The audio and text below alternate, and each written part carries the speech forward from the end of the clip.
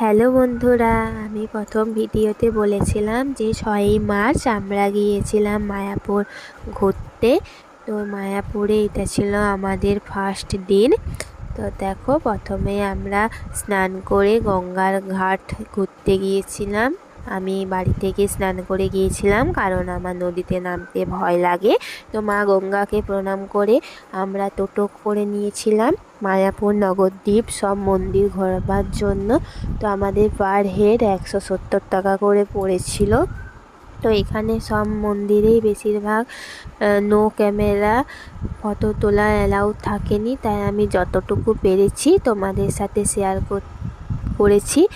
তো নেক্সট আমরা কি করলাম সেগুলো দেখার জন্য তোমরা অবশ্যই পাশে থেকো। তো এখানে মন্দিরগুলো খুবই সুন্দর ছিল। যারা ভাবছো মায়াপুর যাবে তারা খুব তাড়াতাড়ি গিয়ে ঘুরে আসতে পারো।